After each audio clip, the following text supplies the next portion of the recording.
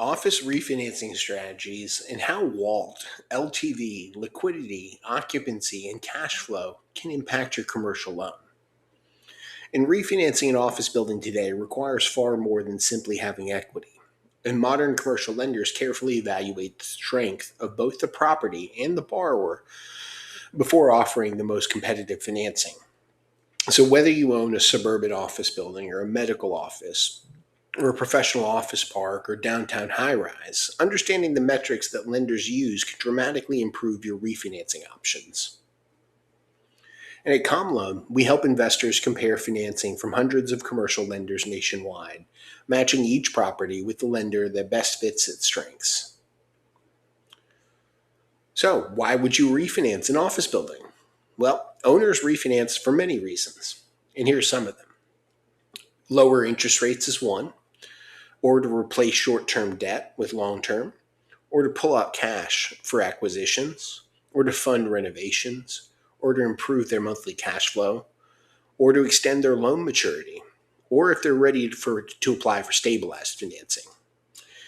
And the best strategy depends on the property's performance and not simply market rates. So here's some of their metrics and guidelines that you need to pay attention to, but loan to value, or LTV, is one of the first numbers that lenders review. And the formula there is really just the loan amount divided by the property value is your loan to value. So say, for example, you have an $8 million office building, and with a loan currently in place at 5.6, that loan to value would be 70% of the value. Now, lower loan to values generally means better pricing and higher leverage options and more lenders that are interested, but also less perceived risk. And higher leverage is possible, but it typically requires stronger cash flow and strong sponsorship. Occupancy. And occupancy remains one of the biggest underwriting variables. And lenders generally prefer stabilized office buildings. And by that I mean, in terms of occupancy, 90 to 100% occupied, that's an excellent rating. 80 to 90% is good.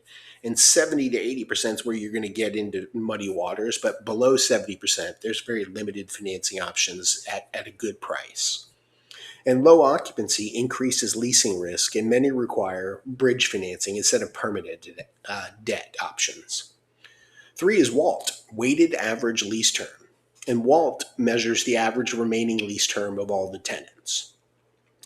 So say, for example, you've got a tenant A with 5 years left and tenant B with 7 years left, total term, and tenant C's got 3 years in total term.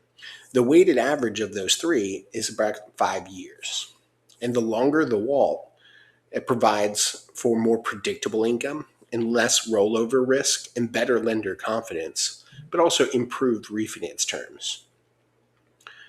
And short lease expirations will create uncertainty and often can reduce the loan proceeds that a bank or a lender is willing to advance. And liquidity. Many borrowers underestimate the importance of liquidity. And commercial lenders like to see cash reserves remaining in your accounts after closing. So liquidity really just demonstrates the borrower's ability to handle unexpected surprises or vacancies and capital improvements and tenant improvements to get the building leased and leasing commissions in doing so as well, but also economic downturns if it happens. And strong liquidity often offsets other perceived risks. 5 is debt service coverage ratio, or DSCR. And DSCR remains one of the most important underwriting ratios. And that formula is pretty simple. It's the net operating income divided by your annual loan payments. And typical lender requirements start at 1.2 to 1.3, but for office, generally north of 1.35 is a good benchmark, and sometimes higher. And higher DSCR generally means that you're going to qualify for better loan terms and more leverage and lower pricing, but also you have more lenders competing. 6 is net operating income, or NOI, and lenders lend against the actual income and not hopes of the actual income. And NOI is basically going to include your gross rental income minus your taxes and your insurance and your maintenance costs and your management costs and any operating expenses.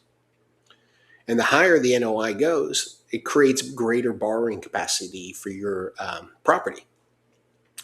So any work you can do on improving NOI before the refinance often produces substantially better loan options. 7 is tenant quality, and who occupies the building does matter. And national credit tenants often improve financing. And some examples include medical practices and government agencies and Fortune 500 companies and regional businesses and longer established professional firms. Higher quality tenants reduce perceived lender risk as well. 8 is lease expiration schedule. So it's not just about occupancy, but lenders are also going to examine when your lease is going to expire and roll over. And a building that's 95% occupied today, but loses half of its tenants next year, presents significantly more refinancing risk than one with, say, staggered lease expirations. And a more balanced rollover schedule creates stronger financing opportunities. 9 is property condition. And deferred maintenance is going to affect your underwriting. And lenders will evaluate the building as a whole and look at the roof and the HVAC systems and the parking lot and the building systems and ADA compliance and any capital expenditures that maybe get flagged in an appraisal. And properties requiring significant repairs may require additional reserves or reduce leverage to compensate and make that loan make sense for the funding lender.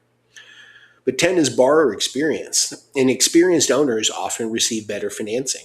And lenders are going to review the property management experience and the office ownership history, and the financial strength and the net worth and the commercial real estate track record of the sponsors. And experienced sponsorship frequently expands the lender options available to you. So why office refinancing requires a capital market strategy? And every lender evaluates office properties differently. And one lender may prioritize occupancy, whereas another may emphasize liquidity.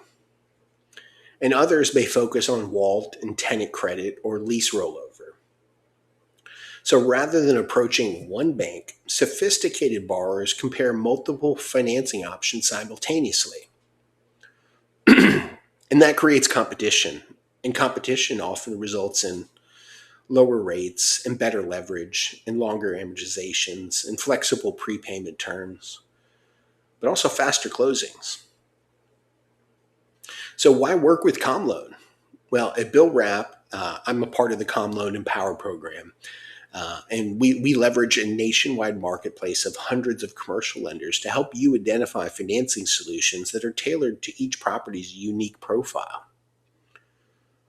So whether you're refinancing a medical office or a suburban office building or a professional office park or a mixed-use property, our goal is pretty simple.